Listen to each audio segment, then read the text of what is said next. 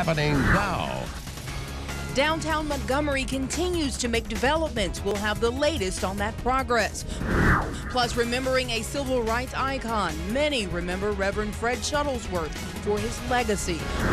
Tide and Tigers football. Auburn goes down in defeat and Alabama rallies to beat the Volunteers. All the highlights straight ahead.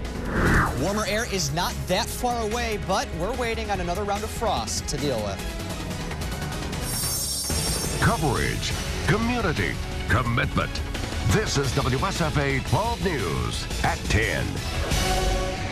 Downtown Montgomery continues to flourish. Good evening, I'm Tametria Conner. Sam has the night off. The vision is finally becoming a reality, making the downtown district more than a place to work or eat, turning it into an inviting place to live. WSFA 12 News reporter Bethany Wells looks at what's next in the downtown redevelopment plan.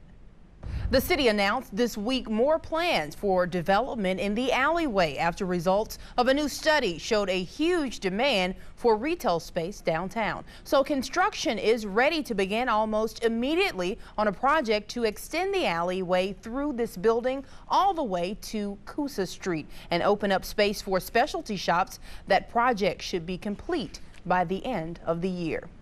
Well, many of us woke up this morning to frost and chilly temperatures throughout the day, but what's in store for Sunday morning? Right now, let's get a live check of the forecast from meteorologist Eric Snidel. Hi, Eric.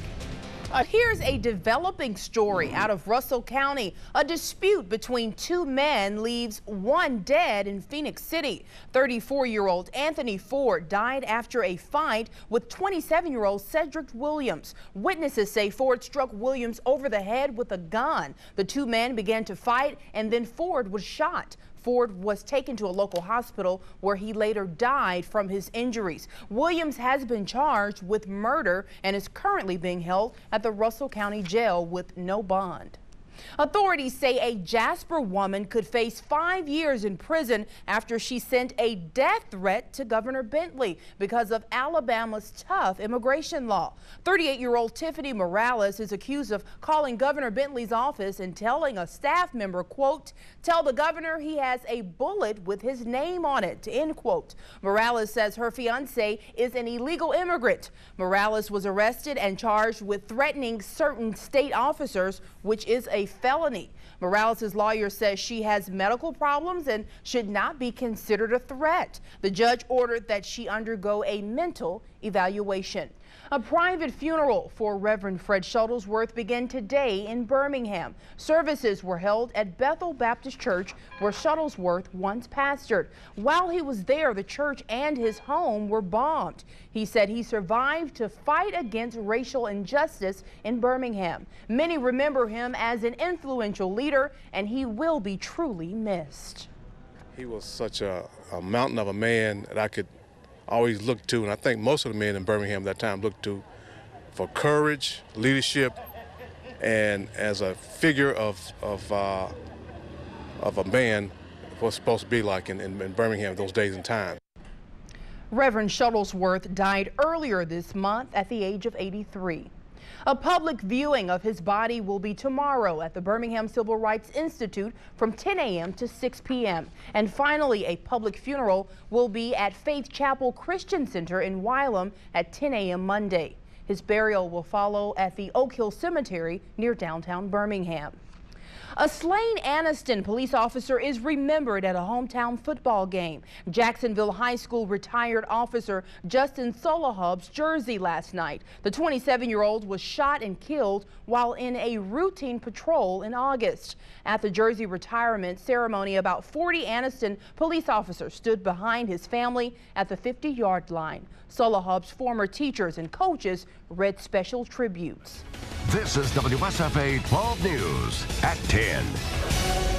Businesses in Elmore County show their appreciation for their customers today with a small celebration. Millbrook residents enjoy the Ashton Plaza Small Business Block Party. Event organizers say the local businesses work hard to provide their customers with great service, and they just wanted to tell the community thank you.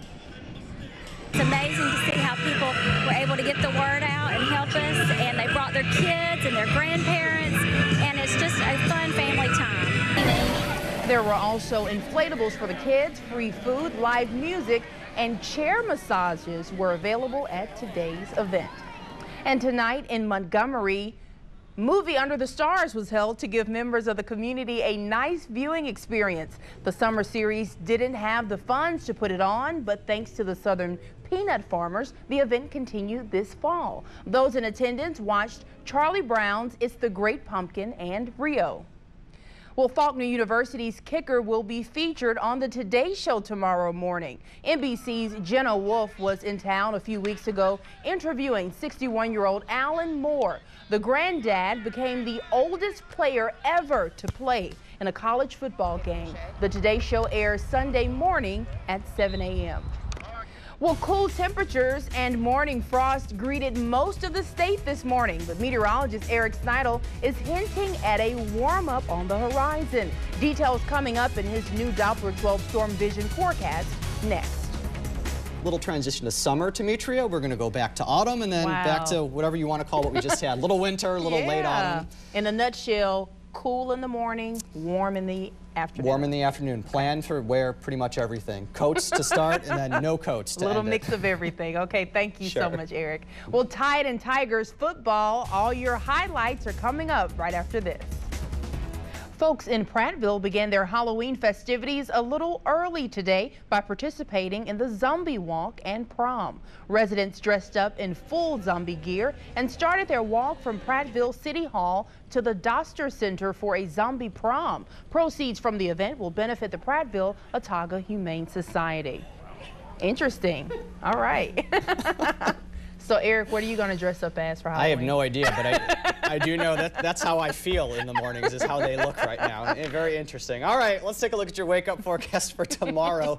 Well, if you felt like a zombie, this will certainly wake you up. How about 40 brisk degrees? We've got some patchy frost. In fact, frost advisory for Montgomery and parts of northern counties of Alabama as well. Certainly chilly, sun rising about 6:55. But that being said, plenty of sunshine, and we're going to end the day pretty warm in the middle 70s. Nice. Okay, looking forward to it. Me too. Well, that's it for WSFA 12 News at 10. Saturday Night Live is next. And remember to check out breaking news first on WSFA.com. Good night.